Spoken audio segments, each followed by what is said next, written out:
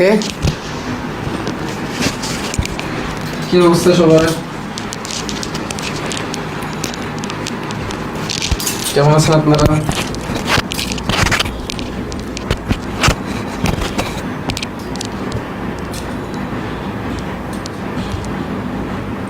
ইউটিউবের ভাইয়ের ভিডিও দেখে ফোকাস অ্যাপটা ডাউনলোড করলাম। হ্যাঁ, ফোকাস অ্যাপটা জোস, সেই একটা অনেক কাজে লাগে।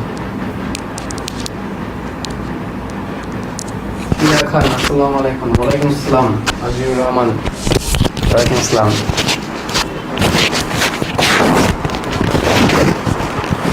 ভাইয়া আপনি এত অসুস্থ, একটু রেস্ট নেন। আজকে আমাদের 21 ব্যাচের ক্লাসও নিলেন।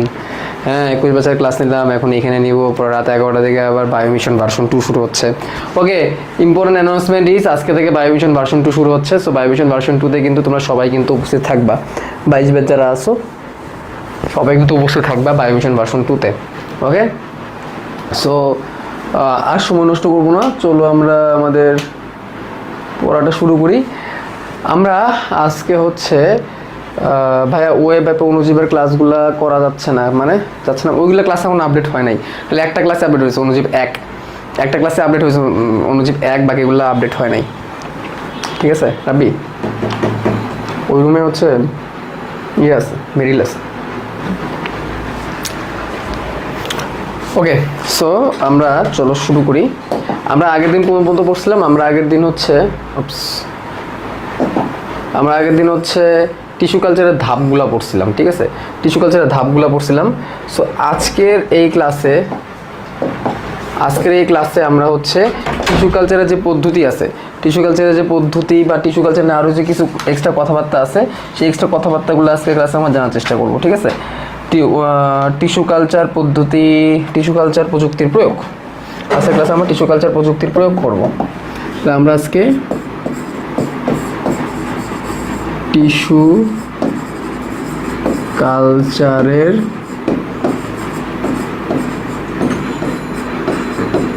প্রয়োগ করব। টিস্যু কালচারের প্রয়োগ এই পার্ট থেকে কিন্তু অনেক এমসিকিউ আসে। ঠিক আছে, এটা কিন্তু এমসিকিউর জন্য একটা পার্ট। এমনকি আমরা এটাকে সৃজনশীলও কিন্তু ব্যবহার করতে পারি। সৃজনশীল কিন্তু টিস্যু কালচারের যে প্রয়োগটা, এই প্রয়োগ পার্ট থেকে কিন্তু অনেক এমসিকিউ কিন্তু চলে আসে টিস্যু কালচারের প্রয়োগ। ঠিক আছে, এটা আমাদের সৃজনশীলও লাগতে পারে। ঠোঁট ফাটতেছে। ভাইয়া কেমন আছেন? আগের দিনের থেকে ভালো। আচ্ছা, তো প্রথমে দেখো, প্রথম যে পয়েন্টটা দিচ্ছে সেটা হচ্ছে মাইক্রো প্রোপাগেশন। প্রথম যে পয়েন্টের নাম লিখছে, পয়েন্টের নাম কি? Micro propagation.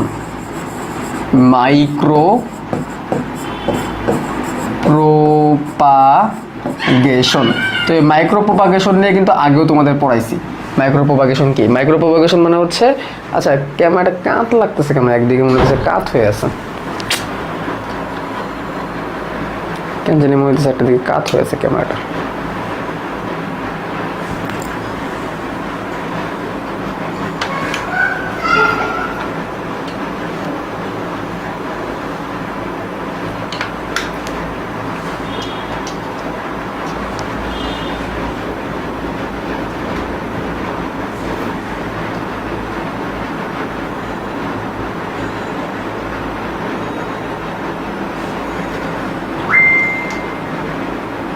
ক্যামেরা ঠিকই ছিল, কে জানি নড়াইছে, সম্ভবত রাব্বি ভাই সাহেব নড়াইছে।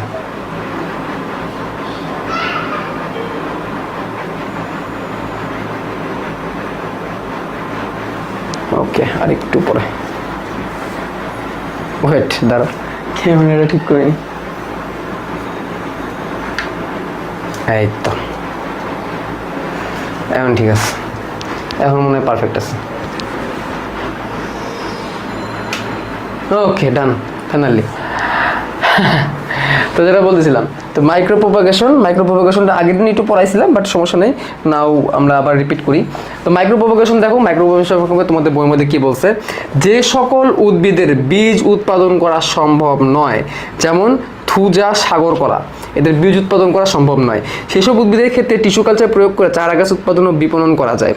ফুল, ফল, সবজি সহ শস্য উৎপাদন করি কোনো ভালো জাতের উদ্ভিদ থেকে যদি অধিক চারা সংগ্রহ করা প্রয়োজন হয়, তবে ওই ভালো জাতের একটি উদ্ভিদ থেকে টিস্যু কালচার করে নিয়ে অসংখ্য চারা উৎপাদন করা যায়। এভাবে উৎপাদিত চারাগাছসমূহ হুবহু মাতৃগত উৎপাদন থাকে।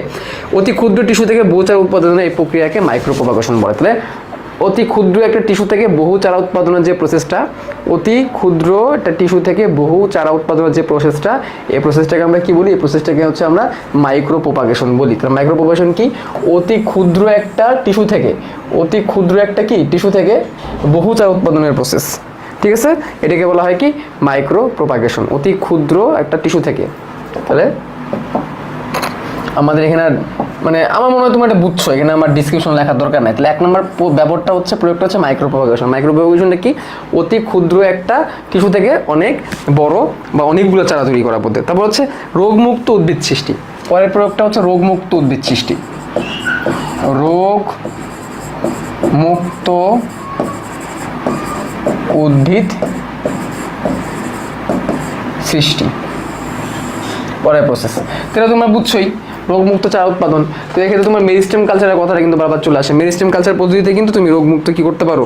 চারা তৈরি করতে পারো। আলু, আখ প্রভৃতির ক্ষেত্রে স্বাস্থ্যকর চারা উৎপাদন করা সম্ভব হয়েছে, ঠিক আছে? তুমি যদি এমন একটা টিস্যু নাও যে টিস্যু কোনো রোগমুক্ত, যে টিস্যুর কোনো রোগ নাই, তাহলে সেই টিস্যুটা দিয়ে তুমি কিন্তু রোগমুক্ত চারাও তৈরি করতে পারো, ঠিক আছে? এটা রোগমুক্ত চারা উৎপাদনের ক্ষেত্রে ব্যবহার করা যায়। তারপর চারা উৎপাদনের ক্ষেত্রে ব্যবহার করা যায়। তারপর দেখো বিলুপ্তপ্রায় উদ্ভিদ সংরক্ষণ, ঠিক আছে? কয়েকটা হতে পারে বিলুপ্তপ্রায় উদ্ভিদ সংরক্ষণ। বিলুপ্ত প্রায়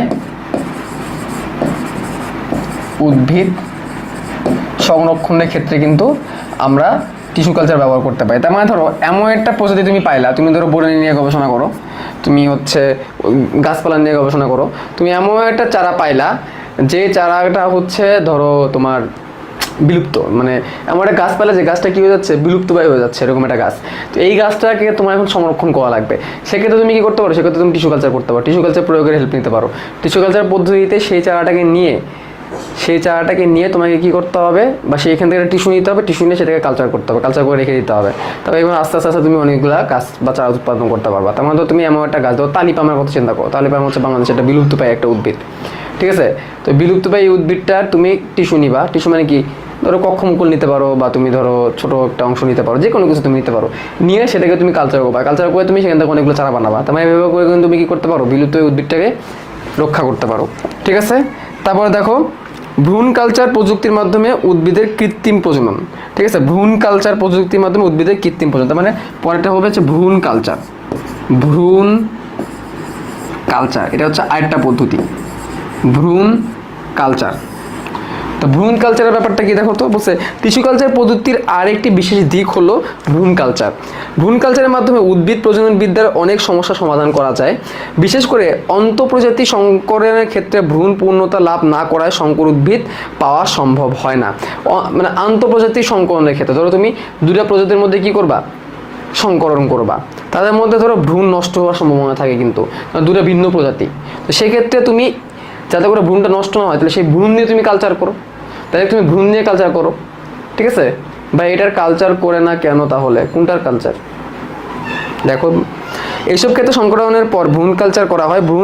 ফলে ভ্রূণের নষ্ট হয় না, বলে পরবর্তীতে ভ্রূণ বিকাশ লাভ করে এবং পূর্ণাঙ্গ সংকর উদ্ভিদের উৎপাদন লাভ করে। এভাবে উৎপাদন সংকর উদ্ভিদের ক্ষেত্রে উন্নত জাত উদ্ভাবন করা যায়। ধরো তুমি দুইটা ভিন্ন প্রজাতি নিয়ে তুমি এখন সংকরণ করবা, এখন এদের ক্ষেত্রে যেটা হতে পারে, হয়তো বা ভ্রূণ তৈরি হইতে পারে, কিন্তু সেই ভ্রূণটা ধরো টিকতেছে না, অঙ্কুরোদ্গম হচ্ছে না, এরকম হইতে পারে, কারণ সেটা দুটো ভিন্ন প্রজাতির মধ্যে করা। সেক্ষেত্রে তুমি কি করতে পারো? সেক্ষেত্রে তুমি ডাইরেক্ট ভ্রূণটা নাও, ভ্রূণটা নিয়ে ন্যাচারাল প্রসেসে না করে তুমি টিস্যু কালচার করো, টিস্যু কালচার প্রসেসে ক্যালাস তৈরি করো, তারপর সেখান থেকে গাছ তৈরি করো।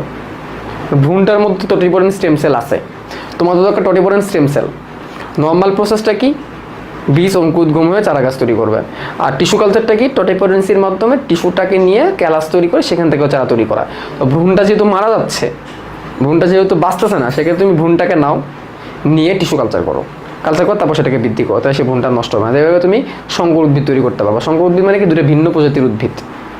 বা ধরো একটা আম গাছ, সে আম গাছটা অত বেশি আম মিষ্টি হয় না, তা সেই আম গাছের পরাগরেণুতে, সেই আম গাছের গর্ভমুণ্ডে অন্য একটা আম গাছের পরাগরেণু, অন্য একটা আম ফুলের পরাগরেণু বুলাই দিলা, সংকরণ করলা। এভাবে তুমি নতুন প্রজাতি তৈরি করতে পারো।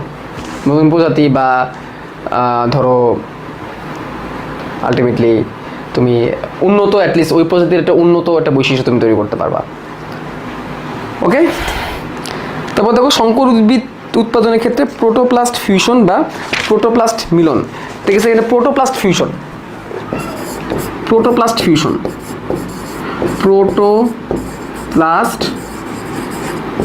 ফিউশন, এটা খুবই মজার একটা জিনিস এবং ইম্পর্টেন্ট।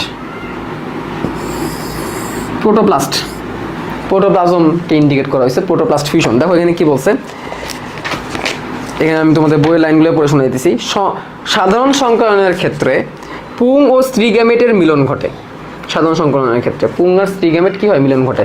তুমি একটা ফুলের গর্ভমুণ্ডে আর একটা ফুলের পরাগরেণু বুলাই দিলা, ওই একই ফল বা একই গাছ বাট অন্য একটা উন্নত প্রজাতির একটা ফলের পরাগরেণু বুলাই দিলা, যেটা কিনা আমরা প্রজনন অধ্যায়ে পড়ছি। পুং গ্যামেটে সাইটোপ্লাজম খুবই কম থাকে এবং তার স্ত্রী গ্যামেটের বাইরে রয়ে যায়, কারণ সাইটোপ্লাজম তো ঢোকে না, শুধুমাত্র কি নিউক্লিয়াসটা ঢোকে।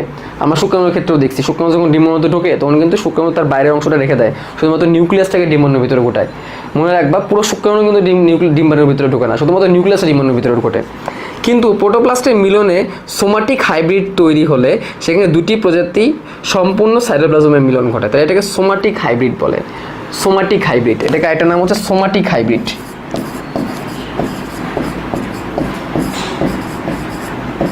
মানে এই পদ্ধতিতে তুমি কি করতেছো, তুমি ওই সাইটোপ্লাজম এবং প্রোটোপ্লাজমটাকেও নিচ্ছ, এমনি নর্মালি নিউক্লিয়াসটাকে নেওয়া হয়, ঠিক আছে। এখানে তোমার সাইটোপ্লাজমটাকেও নেওয়া হচ্ছে, সোমাটিক হাইব্রিড বলতেছে এই জন্য। প্রোটোপ্লাজমটাকেও নেওয়া হচ্ছে, শুধুমাত্র নিউক্লিয়াসের না, নিউক্লিয়াসের মিলন ঘটে না, শুধুমাত্র সাইটোপ্লাজমের মিলন ঘটে। দুটি উদ্ভিদে শুধু সাইটোপ্লাজমের মিলনের ফলে উদ্ভিদ যে হাইব্রিড না হয়ে তাকে বলে সাইব্রিড বলে, তখন তাকে কি বলে, সাইব্রিড বলে। তখন এটাকে তোমরা কি বলবা, সাইব্রিড বলবা। তাহলে দুইটা ভিন্ন জাত, দুইটা ধরো আম গাছ, একটা টক আম একটা মিষ্টি আম।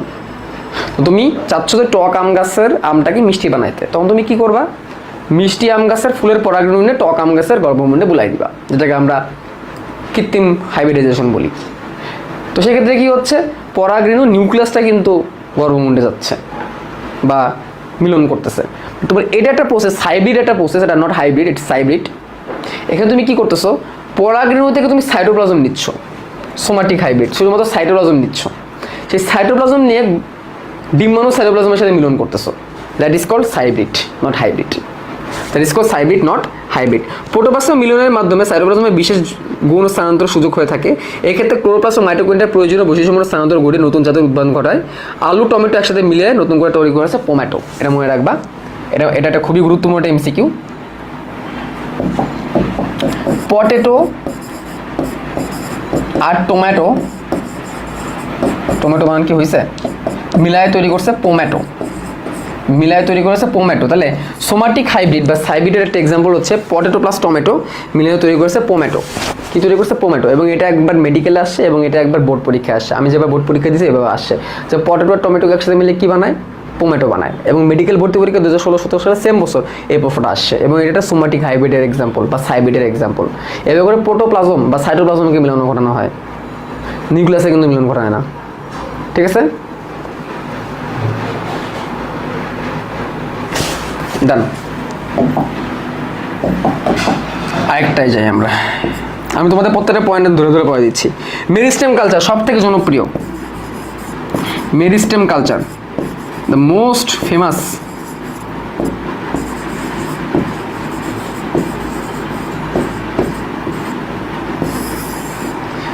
Famous type meristem culture. এটা কি সত্যি করা যায়? হ্যাঁ, সত্যি করা যায়। মেরিস্টেম কালচার, মেরিস্টেমটা কি, উদ্ভিদের শীর্ষ মুকুল, মানে একদম চূড়ার দিকে যে পাতাগুলো, নতুন যে পাতাগুলো গোছায় এগুলোকে শীর্ষ মুকুল বলে। মেরিস্টেম কালচার, মেরিস্টেম কালচারের ক্ষেত্রে কি করে, মেরিস্টেমটা তো আগে চিনলা, হোয়াট ইজ মেরিস্টেম, শীর্ষ মুকুল লিখে দিলাম আমি, শীর্ষ মুকুল, শীর্ষ মুকুল কালচার। শীর্ষ মুকুল মানে কি, একটা গাছ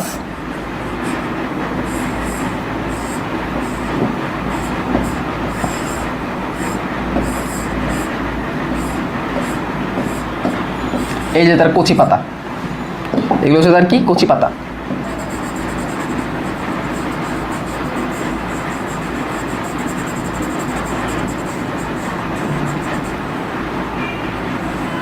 এগুলো হচ্ছে তার কচি পাতা। তো এই যে কচি পাতা বা শীর্ষ মুকুল, তো এটাকে আমরা কি বলতে পারতেছি, এটাকে আমরা মেরিস্টেম বলতে পারতেছি। তো এটা হচ্ছে মেরিস্টেম। তো এটার সুবিধাটা কি? এটার সুবিধাটা হচ্ছে এটা হচ্ছে রোগমুক্ত। এটা হচ্ছে কি রোগমুক্ত। ওকে, এটা হচ্ছে রোগমুক্ত। তাহলে এই মেরিস্টেম নিয়ে তুমি যদি কালচার করো, রোগমুক্ত চারা উৎপাদন হবে, বেসিক কমন সেন্স। তাহলে মেরিস্টেম কালচারটা is kind of a process by which you can make রোগমুক্ত চারা। রোগমুক্ত চারা উৎপাদন করার মাধ্যমে এটা মেরিস্টেম কালচার। হ্যাঁ, মেরিস্টেম কালচার পর তুমি রোগমুক্ত চারা উৎপাদন করতে পারো। তো এটা আর হচ্ছে এটা 2 আর 6 নম্বর point is kind of same, তাই না? অনেকটা কানেক্টেড। চলো পরেরটায় যাই। পরে তোমাদের বই কি দেওয়া আছে? অল্প সময়ে অধিক চারা। এটা তো একদম সহজ জিনিস। অল্প সময়ে ক্যালাস বানায়া তুমি অনেকগুলো চারা বানাইতে পারো। অল্প সময়ে অধিক চারা, অল্প সময়ে তুমি অনেকগুলো চারা বানিয়ে ফেলতে পারো এই প্রসেসে। এটা তো বেসিক কমন সেন্স। ওকে, বিশেষ সুবিধা এটা। চলো 8 নাম্বার। 8 নম্বরে বলছে হ্যাপ্লয়েড উদ্ভিদ উৎপাদন। এখানে আবার অনেক মজার কথা আছে। হ্যাপ্লয়েড উদ্ভিদ উৎপাদন, হ্যাপ্লয়েড উদ্ভিদ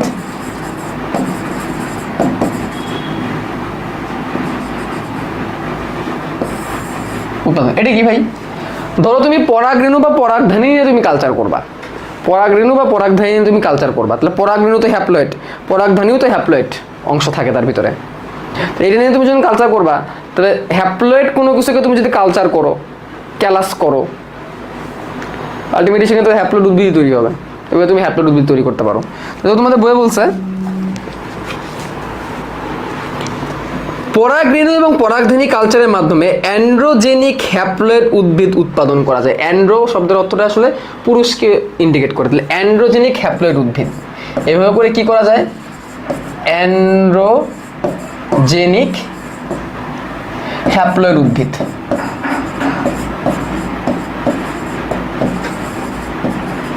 এভাবে হচ্ছে অ্যান্ড্রোজেনিক হ্যাপ্লয়েড উদ্ভিদ তৈরি করা যায়। চীন দেশের গুয়ান 18, জিনগুনা 1 এগুলো হচ্ছে হ্যাপ্লয়েড ধান আর হ্যাপ্লয়েড গমের কিছু জাত। বিভিন্ন উদ্ভিদের ক্ষেত্রে কাঙ্ক্ষিত হোমোজাইগাস আছে, এগুলো দরকার নাই। পরাগরেণু পরাগধানী কালচারের মাধ্যমে এটা করা যায়। পোয়েসি, সোলেনেসি ও ব্রাসিয়াসিয়া গোত্রের হ্যাপ্লয়েড লাইন প্রতিষ্ঠা করা সম্ভব হয়েছে। এখানে বেশ কয়েকটা এক্সাম্পল আমাদের গুরুত্বপূর্ণ, এক্সাম্পলগুলো আমাদের লাগবে। একটা হচ্ছে গুয়ান 18, গুয়ান 18 এবং হচ্ছে জিনঘুয়া 1, জিনঘুয়া 1 এগুলো হচ্ছে হ্যাপ্লয়েড। একটা হচ্ছে হ্যাপ্লয়েড ধান, এটা হচ্ছে হ্যাপ্লয়েড গম। এটা হচ্ছে হ্যাপ্লয়েড ধান,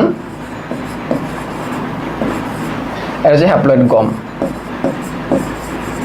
ঠিক আছে। এরপরেও আরো কয়েকটা ইয়ের নাম বলছে, যেমন ধরো পোয়েসি গোত্র। পোয়েসি গোত্র তুমি আগে পড়ে আসছো। পোয়েসি, তারপর হচ্ছে সোলেনাসি, SOLANACEAE, সোলেনাসি, এবং একটা হচ্ছে ব্রাসিয়াসি। এগুলো হচ্ছে গোত্র।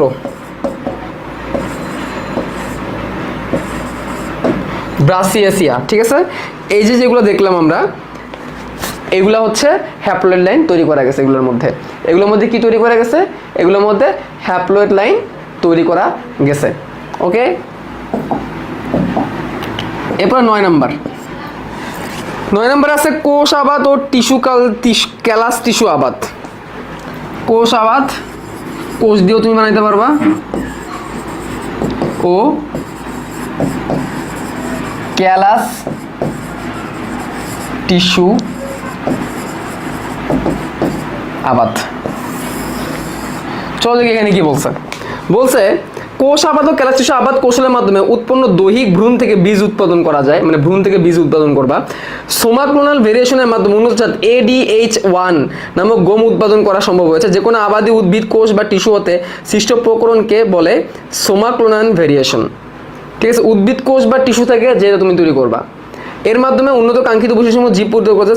সোমাক্লোনাল ভেরিয়েশনের মাধ্যমে রোগ প্রতিরোধ আবাদি গ্যামিট কোষ হতে উৎপন্ন ক্লোনীয় প্রকরণকে গ্যামেটোক্লোনান বলা হয়ে থাকে। ঠিক আছে, তাহলে তোমার দেহ কোষ থেকে তুমি তৈরি করবা। এটা একটা এক্সাম্পল হচ্ছে ADH1, এই এক্সাম্পলটা মনে রাখো। দেহ কোষ থেকে তুমি তৈরি করবা।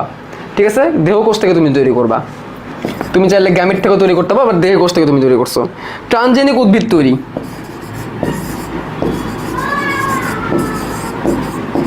ট্রান্সজেনিক উদ্ভিদ তৈরি যেটাকে রূপান্তর করা হয়েছে, অর্থাৎ জেনেটিক ইঞ্জিনিয়ারিং করা হয়েছে, অর্থাৎ জেনেটিক ইঞ্জিনিয়ারিং করার পরেও তুমি টিস্যু কালচার করতে পারবা। ঠিক আছে,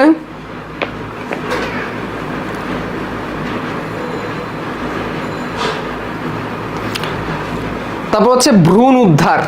পরের পয়েন্ট হচ্ছে ভ্রূণ উদ্ধার।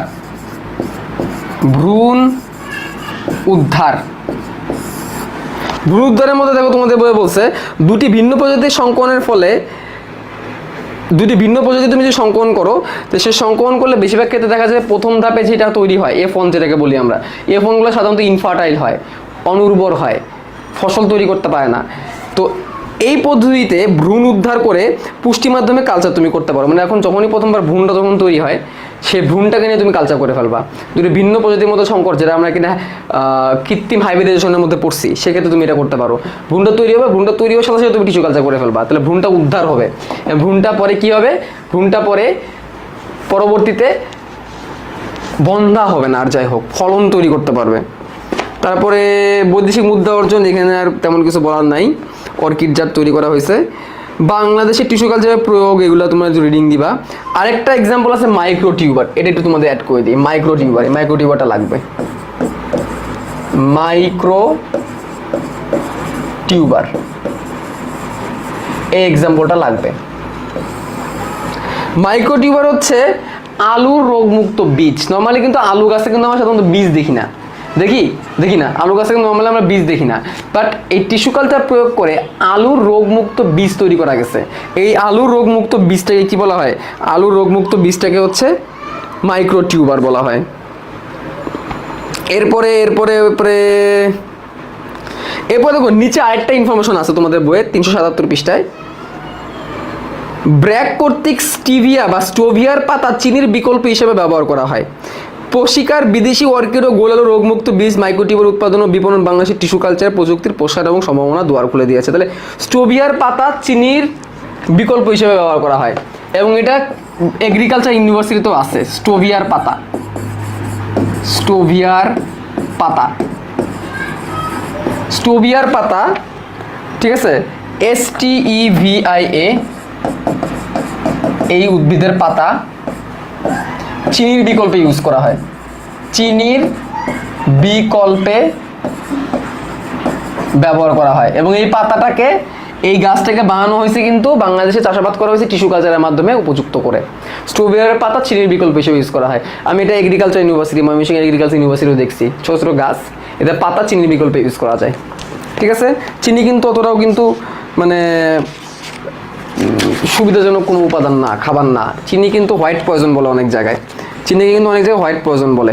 আচ্ছা, এরপরে দেখো টিস্যু কালচারের সুবিধা অসুবিধা বলছে। টিস্যু কালচারের যে সুবিধা অসুবিধাগুলো আছে, এই সুবিধা অসুবিধাগুলো আমাদের সৃজনশীলের জন্য অনেক বেশি গুরুত্বপূর্ণ। টিস্যু কালচারের সুবিধা অসুবিধা, ঠিক আছে, দেখো টিস্যু কালচারের সুবিধাগুলো কি কি আমি একটু রিডিং করে তোমাদেরকে শোনাই। এটি একটি উদ্ভিদ বা উদ্ভিদাংশ হতে অল্প সময়ের মধ্যে একই বৈশিষ্ট্যসম্পন্ন বহু চারা উৎপাদন করা যায়। অল্প সময়ে অনেকগুলো চারা তৈরি করা যাচ্ছে। সহজে রোগমুক্ত, বিশেষ করে ভাইরাস মুক্ত চারা উৎপাদন করা যাচ্ছে মেরিস্টেম কালচারের মাধ্যমে। ঋতুভিত্তিক চারা উৎপাদনের বাধ্যবাধকতা মুক্ত হওয়া যায়। ঋতুভিত্তিক চারা উৎপাদন মানে কি, একটা সময় ধারণা ছিল এরকম যে আম গাছ পাইতে গেলে বা আমের চারা পাইতে গেলে শুধুমাত্র ওই আমের সিজন পর্যন্ত ওয়েট করা লাগবে, তার আগে পাওয়া যাবে না। এটাকে ঋতুভিত্তিক চারা উৎপাদন বলা হতো। শুধুমাত্র সিজন আসবে তখন তুমি চারা পাবা, সেই পর্যন্ত এখন আর মানুষকে কি করতে হয় না, ওয়েট করতে হয় না। ঋতুভিত্তিক চারা উৎপাদন থেকে মানুষ কি পাইছে, মুক্তি পাইছে। সঠিক বীজ সংগ্রহ মজুত করে সমস্যা সমাধান থেকে মুক্ত করা যায়। টিস্যু কালচারের মাধ্যমে তুমি অনেক রকমের বীজ কালেক্ট করতে পারতেছো টিস্যু কালচারের মাধ্যমে। সেই বীজ থেকে তুমি চাইলে বীজ থেকে ভ্রূণের মাধ্যমে তুমি এটা কালচার করতে পারতেছো। কলমে অক্ষম উদ্ভিদের চারা উৎপাদন, কিছু কিছু চারা আছে যেটাকে কলমও করা যায় না।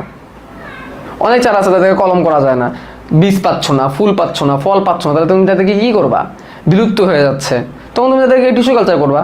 জাস্ট কক্ষ মুকুল কালেক্ট করে কচি পাতা গাইড করে তুমি কালচার করে ফেলো। তোমার যার কিছুই নাই যার কোনো কিছু করার সুযোগ নেই নর্মাল প্রসেসে, তার জন্য একটা সুযোগ আছে, সেটা কি? Tissue culture. ঠিক আছে, তাহলে যার কিছু নয় তার কি আছে? টিস্যু কালচার আছে। অল্প সময় অধিক চারা, এটা তো বারবারই বলতেছে। উদ্ভিদের যে কোনো টিস্যু থেকে চারা উৎপাদন, যে কোনো জায়গা, কারণ যে কোনো জায়গায় তুমি টটিপটেন্ট স্টেম সেল পাবা উদ্ভিদের, সেখান থেকে তুমি চারা বানিয়ে ফেলতে পারবা। ঠিক আছে, যে কোনো জায়গা থেকে তুমি বানিয়ে ফেলতে পারবা। অতি সস্তায় বাণিজ্যিকভাবে চারা উৎপাদন, তোমার যদি একবার সেটআপটা তৈরি থাকে, একবার যদি তুমি সেটআপ তৈরি করে নিতে পারো, তারপর তুমি অনেক কম খরচে তুমি কি করতে পারবা? চারা উৎপাদন করতে পারবা। একবার তুমি যদি কি করতে পারো? সেটআপ তৈরি করে নিতে পারো।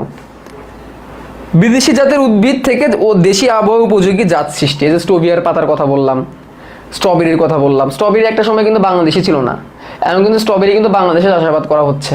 বাংলাদেশে প্রথম যখন আনা হয়েছে তখন কিন্তু টিস্যু কালচারের মাধ্যমে আনা হয়েছে। টিস্যু কালচারের মাধ্যমে টিস্যুটাকে কালচার করছে। ডাইরেক্ট গাছ আনলে বাংলাদেশে আবহাওয়ায় মারা যেতে পারতো, বাট টিস্যু কালচার করে লাভ কি হয়েছে বলো তো? টিস্যু কালচার করে লাভ হচ্ছে, এটা আস্তে আস্তে বাংলাদেশের আবহাওয়ার জন্য অ্যাডিকুয়েট করা হয়েছে। এখন বাংলাদেশে দেখো স্ট্রবেরি হচ্ছে কত সুন্দর সুন্দর। অর্কিডের ক্ষেত্রে একই অবস্থা, অনেক সুন্দর সুন্দর অর্কিড বানানো হচ্ছে। থাইল্যান্ড তো অর্কিড চাষের জন্য বিখ্যাত। ঠিক আছে, দাঁড়ায় থাকতে পারতেছি না আর। যে সমস্ত উদ্ভিদ বীজের মাধ্যমে বংশবিস্তার করে না, সেইগুলোর চারা প্রাপ্তি ও স্বল্প দ্রুত সময়ে স্থানান্তর করা যায়। ওই একই কথা, যাদের মধ্যে বীজ পাচ্ছ না তাদের ক্ষেত্রে এটা করতে পারবা। বিলুপ্ত হয়ে উদ্ভিদ পুনরুৎপাদন সংরক্ষণ করতে টিস্যু কালচার নির্ভরযোগ্য প্রযুক্তি হিসেবে স্বীকৃতি লাভ করেছে। যেটা বিলুপ্ত হয়ে যাচ্ছে সেখান থেকে তুমি করতে পারবা। যার কিছু নয় তার টিস্যু কালচার আছে, এটা হচ্ছে কথা। এবার একটু অসুবিধাও আছে, এত সুবিধা নিয়ে আলোচনা করলাম, এবারে অসুবিধা নিয়ে তো কথাবার্তা বলা দরকার, তাই না? টিস্যু কালচারের মধ্যে কী কী সমস্যা আছে? টিস্যু কালচার প্রযুক্তির প্রথম ও প্রধান অসুবিধা হলো মূল্যবান যন্ত্রপাতি, যেমন ল্যামিনার ফ্লো, অটোক্লেভ ইত্যাদি। অটোক্লেভ তোমার লাগবে, ল্যামিনার ফ্লো তোমার লাগবে, ইত্যাদি ইত্যাদি যন্ত্রপাতি লাগবে, যেগুলো তুমি সহজে এত টাকা দিয়ে তুমি কিনতে পারবে না। আর এটা দিয়ে কিন্তু তোমাকে অনেক বড় একটা এনভায়রনমেন্ট ক্রিয়েট করতে হবে, বড় একটা অফিসের মতো তোমাকে ক্রিয়েট করতে হবে। একা একা তো আর হবে না, এমনি এমনি তো আর হবে না। ঠিক আছে, একটা বড় একটা সেট আপ তোমাকে তৈরি করতে হবে, তোমার প্রাথমিকভাবে তোমার মেলা খরচ যাবে। ঠিক আছে, কোনো কারণে যদি মাল্টিপ্লিকেশনের সময় প্রাথমিক অবস্থা আবাদ কিন্তু টিস্যু দ্বারা, জীবাণু দ্বারা, ব্যাকটেরিয়া ছত্রাকে আক্রান্ত, তাহলে বহু সংখ্যক সম্ভাবনাময় চারা নষ্ট হয়ে যায়। মানে তোমার যদি কোনো একভাবে যদি জীবাণু অ্যাটাক করে, তুমি ঠিক মতো স্টেরাইল করতে না পারো, তুমি ঠিক মতো স্টেরাইল করে ফেলছো, তার মধ্যেও তোমার ধরো কি হয়ে গেল, জীবাণু ঢুকে গেল, তাহলে তো শেষ। সঠিকভাবে টিস্যু কালচার বা মাইক্রোপ্রোপাগেশনের কাজ করার জন্য অবশ্যই প্রশিক্ষণপ্রাপ্ত দক্ষ, মানে এমন না জানা তো নিয়ে তুমি মানে এক জায়গা থেকে তুলে এনে বসা দিলে সে তোমার টিস্যু কালচার করে হলো, এরকম কিন্তু না। টিস্যু কালচারের মাধ্যমে উৎপন্ন চারাগুলো বেশ ক্ষুদ্রাকৃতি হয়, এদেরকে স্থানান্তর প্রক্রিয়া বেশ অসুবিধা হয়ে থাকে, মানে একদম ছোট ছোট ম্যাগনিফাইং গ্লাস দিয়ে তোমার দেখে দেখে করা লাগে, এত ছোট ছোট অনুচারা তৈরি হয়, ক্যালাসে যেটা থাকে। সো অনেক ছোটো থাকে, তো এগুলো নিয়ে কাজ করা একটু ডিফিকাল্ট হয়। উৎপন্ন চারাগুলো মাতৃ উদ্ভিদের গুণসম্পন্ন হয়ে থাকে, তাই নতুন বৈশিষ্ট্য আবির্ভাব করে না, এটা সব থেকে বড় ডিফিকাল্টিস। যেখান থেকে যে চারাটা তৈরি হয় সেই চারাটা একদম হুবহু মাতৃ উদ্ভিদের মতো হয়। হুবহু যেহেতু মাতৃ উদ্ভিদের মতো হবে, তাহলে তো আলটিমেটলি আর নতুন তুমি কিছু পাইতেছো না। আবার যে নতুন চারা, নতুন প্রজাতি উদ্ভাবন করা যায়, এটা একটা সেলফ কনফ্লিক্ট। তুমি যে ডাইরেক্ট টিস্যু নিয়ে কালচার করো, তাহলে যার টিস্যু নিয়ে করছো তুমি তারটাকেই পাবা। বা তারপর তুমি অনেক প্রসেসের মাধ্যমে, উন্নত প্রযুক্তির মাধ্যমে তুমি কি করতে পারবা? উন্নত প্রযুক্তির মাধ্যমে কিন্তু তুমি নতুন নতুন জাত তৈরি করতে পারবা। সেক্ষেত্রে একটু প্রসেসটা একটু ডিফারেন্ট হবে। এবার নর্মাল যে প্রসেসটা আমরা টিস্যু কালচারের জন্য দেখি, সেই প্রসেস আসলে সাধারণত তোমার নতুন প্রজাতি তৈরি করা যায় না। তুমি টিস্যু নিয়ে ডাইরেক্ট কালচার করবা, যে টিস্যু নিয়ে করছিলে সেই টিস্যুই তুমি পাবা, সেই গাছটাই তুমি পাবা, নতুন গাছটা তুমি পাবা না। নতুন গাছ পাইতে গেলে তোমাকে আরও প্রসেস অবলম্বন করতে হবে। ঠিক আছে, তো শৈলের অবস্থা তো দেখতেই পারতেছো আমার, এই জন্য আমি চাচ্ছি না সে ক্লাসটা একটু দীর্ঘায়িত করতে। আমরা টিস্যু কালচার পড়ে ফেলছি, নেক্সট দিন আমরা জেনেটিক ইঞ্জিনিয়ারিং শুরু করবো প্লাজমিড থেকে। তাহলে আজকের ক্লাস এখানেই, ইনশাল্লাহ কালকে আবার ক্লাস নিব। তো কালকে আমরা কি করব? জেনেটিক ইঞ্জিনিয়ারিং করবো, জেনেটিক ইঞ্জিনিয়ারিং শুরু করবো। প্রথমে আমরা প্লাজমিড পড়বো, তারপরে আমরা আস্তে আস্তে জেনেটিক ইঞ্জিনিয়ারিংয়ের দিকে যাবো। তো আজকে আমরা এখানেই রাখি, ঠিক আছে? রাত 11টার দিকে আজকে আবার বায়োমিশনের ক্লাস আছে, তো সেটার জন্য একটু রেস্ট দরকার আমার। সকালে আমি একটা ক্লাস নিছি, সকাল 10টার দিকে একটা ক্লাস নিছি, ওটা হচ্ছে আমার হাইব্রিড মডেল মানে হচ্ছে আমি এখন একটা কাজ করতেছি, আমার বাসার পাশেই একটা স্কুলের মতো আছে, ওইখানে হচ্ছে 23 ব্যাচের নতুন ফার্স্ট ইয়ারের 5-7 জন স্টুডেন্ট আছে, ওদেরকে ডাকি, 5-7 জন, বেশি না, আমি আর বেশি স্টুডেন্ট অ্যালাউ করতেছি না। ডেকে আমি ওদেরকে বলি, ওটা তো সপ্তাহে 2 দিন করি, ঠিক আছে? শুক্রবার শনিবার যেদিন আমার ছুটি থাকে ওই 2 দিন ডেকে ওদেরকে বলি তোমরা এখানে বসো, আমি ক্যামেরা লাগাই দিচ্ছি, আমি এখন পড়াবো, তোমার সামনে থাকো, তোমার আমার সাথে কথাবার্তা বলবা। এই যে ধরো আমি পড়াচ্ছি, এখানে কিন্তু ডিরেক্ট ইন্টারাকশন হচ্ছে না। তোমরা কমেন্ট করছো, কমেন্ট রিপ্লাই দিচ্ছি, বাট তাও ডিরেক্টলি কিন্তু ইন্টারাকশন কিন্তু এখানে হচ্ছে না। তো ডিরেক্ট ইন্টারাকশনের জন্য আমি কাজটা করতেছি আর কি। তো শুক্রবার শনিবার 2 দিন করি আর কি। কেমন আছেন ভাই? প্রথম আপনার লাইভ ক্লাস করছে। হ্যাঁ ওয়াহিদ, ভালো আছি না একটু কি, আজকে তোমার প্রথম ক্লাস বাট বেশি করে নিতে পারলাম না, সমস্যা নাই, নেক্সট দিন তো দেখা হবে। বায়ো মিশনে থাকো এইচজি গ্রুপে, এইচজি গ্রুপে আজকে রাত 11টার সময় আমি লাইভ নিব, হাড্ডি পড়াবো, ঠিক আছে? হাড্ডি পড়াবো কিন্তু আজকে, সো তোমাদের এখানে সবাই কিন্তু করা উচিত। হাড্ডি তো তোমাদের এখানেও পড়াবো, সমস্যা নাই, বাট বায়ো মিশনেও করাবো হাড্ডি, ওকে? সো যেটাই বলতেছিলাম আর কি, যে তো ওদেরকে লাইভ ক্লাস করাইছিলাম আর কি। ওরা সামনে থাকে আমার 5-7 জন, ওরা কোশ্চেন করে, আমি আবার রিপ্লাই দিই, তারপর এখানে পড়ায় হোয়াইট বোর্ড আর কি, একদম হোয়াইট বোর্ডে। তো ওই ক্লাসটা ইউটিউবে আছে, ইউটিউবে যাও, আমার চ্যানেলে চলে যাও, হাসনাত শুভ্র ইউটিউব চ্যানেলে চলে যাও, SHNET স্পেস ECUVRO, এখানে চলে যাও, দেখবে আমার চ্যানেলে আজকে যে ক্লাসটা দেখো দেওয়া আছে, কোষের গঠন 2, কোষের গঠন 2 অ্যান্ড এটা হাইব্রিড মডেল আর কি। হাইব্রিড মডেল মানে হচ্ছে ওরা আমার সামনে ক্লাসটা অফলাইনে করে, বাট এই ক্লাসে আমি অনলাইনে দিচ্ছি। এটা কোনো পেইড ব্যাচ না কিন্তু, এমন না যে ওটা পেইড ব্যাচ, ওটা একদম মানে ফ্রি অফ কস্ট করা হচ্ছে আর কি, ঠিক আছে? এটা জাস্ট মানে এটা এক্সপেরিমেন্টাল, যে সামনে থেকে একটু অন্যভাবে। ধরো তুমি ধরো আমার সামনে বসে আছো, তখন তোমার দিকে তাকায় থেকে একটু কথা বলতে, মাঝে মাঝে সাজ্জাদ থাকতো না, সাজ্জাদ থাকলে কেমন হতো, সাজ্জাদের সাথে আবার কথা বলতাম, একটু ইন্টারাকশন হতো, নাহলে ক্লাসগুলো রোবোটিক হয়ে যায়, ঠিক আছে? তো হাসনাত শুভ্র ইউটিউব চ্যানেলে চলে যাও, তো এখানে গেলে তুমি আজকে যে সকালে যে ক্লাসটা দিছি আজকে, ওইটা পেয়ে যাবা, ঠিক আছে? ওটা গতকালকার ক্লাস, আজকেরটা এখন আপলোড করি নাই, শুক্রবার আর শনিবার এই 2 দিন করি আর কি, শুক্রবার শনিবার এই 2 দিন করি, এই 2 দিন ওদেরকে পড়াই আর কি আমি। নতুন একটা project, it's not a offline batch, it's not a offline paid batch. Offline paid batch করে তো অনেক স্টুডেন্ট নিয়ে করতাম, বাট সেটা আমার ইচ্ছা নাই। আজকে একটা ক্লাস আপলোড করেছিলেন হোয়াইট বোর্ডে, ইয়েস ওইটাই কোষের গঠনে, ওটা পড়তে পারো, ভালো লাগবে। তো সকালে একটা নিলাম, পরে বিকালবেলা 4টার দিকে একটা ক্লাস নিলাম, ভার্সিটি প্রোগ্রামে শেষ করলাম। আজকে এখন একটা নিলাম, পরে আবার রাত 11টার সময় একটা, একদিনে 4টা ক্লাস। হুফ, তো এই আর কি, থ্যাংক ইউ, দেখা হবে আবার ইনশাল্লাহ আগামীকালকে।